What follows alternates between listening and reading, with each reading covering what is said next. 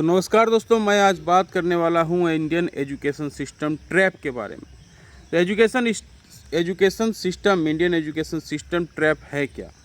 एक education trap में आपको फंसा दिया जाता है, एक गुलामी की जंजीर में आपको बांधा जाता है और वो गुलामी की जंजीर के बांधते बांधते आप ये समझ नहीं पाते हैं कि आप किस तरह से गुलाम हो चुके होते हैं। और वही है एजुकेशन सिस्टम इंडिया का। शुरू से आपके दिमाग में एक सिलेबस में भर दिया जाता है 5 से 13 साल की उम्र में, जहाँ पर सबसे ज़्यादा डेवलपमेंट होती है।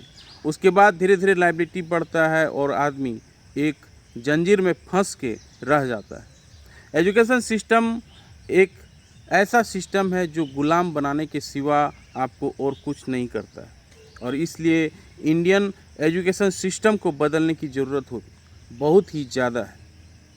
अब एजुकेशन सिस्टम को आप इस तरह से समझिए कि आप एक जार है और जार में आपको वही चीज़ भरा जाएगा जो आपको वो भरना चाह रहा है। अब इसकी शुरुआत कहाँ से हुई थी? 1800 से 1900 शताब्दी के बीच में, जब इंडस्ट्रियलाइजेशन काफ़ी पीक पे था।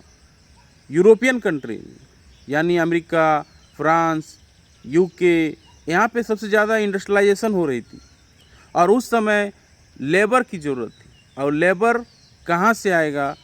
उस समय लेबर हमारे एजुकेशन सिस्टम, उसी समय उन लोगों ने अपने एजुकेशन सिस्टम को सुधार किया और वही एजुकेशन सिस्टम को इंडिया में भी फॉलो हुआ।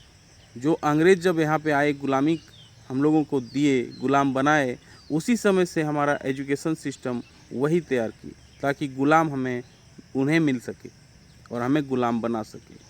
और हम इंडियन को पता भी नहीं चला, हम लोग गुलाम बनते चले गए और अभी भी उसी एजुकेशन ट्रैप में हम लोग फंसे हुए हैं। अब एक चीज़ देखेंगे, जो अमीर हुआ है वो ज़्यादा पढ़े लिखे नहीं हैं और वो अमीर बनते चले गए। क्यों बनते चले गए? क्योंकि उन्होंने अपने दिमाग को यूज़ किया।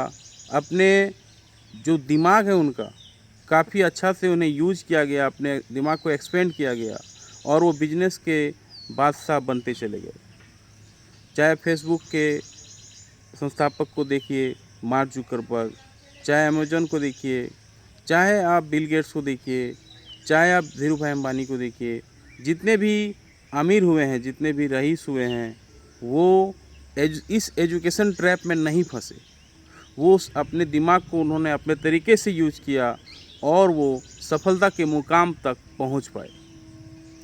तो क्या ज़रूरत है इस एजुकेशन सिस्टम को फॉलो करने की? ज़रूरत है एक नया एजुकेशन सिस्टम बनाने की, जहाँ से हमें नए आइडियाज़ मिल सके, नया डेवलपमेंट हो सके और कंट्री में बेरोज़गारी दूर हो सके। अब हमारे देश में बेरोज़गारी क्यों ज़्यादा बढ़ रही है? इसका सबसे ज़्यादा जो दोष है, कल्प्रिट है, वो है इंडियन एजुकेशन सिस्टम। इसलिए सबसे ज़्यादा ज़रूरी है इंडियन एजुकेशन सिस्टम में प्रैक्टिकल चीज़ों को फॉलो करवाया जाए, प्रैक्टिकल ज्ञान को बढ़ाया जाए ताकि देश में बेरोज़गारी दूर हो सके। आप देखते होंगे आईआईटी बम्बई, आईआईटी दिल्ली, इस तरह के जो भी बड़े बड़े इंस्टीट्यूट हैं, चाहे आईआईएम अहमदाबाद हुआ, आईआईएम जितने भी हैं, वहाँ पे 36% स्टूडेंट का प्लेसमेंट नहीं हो पा रहा है। क्यों नहीं हो पा रहा है? क्योंकि उस तरह के ग्रेजुएट्स नहीं निकल रहे हैं।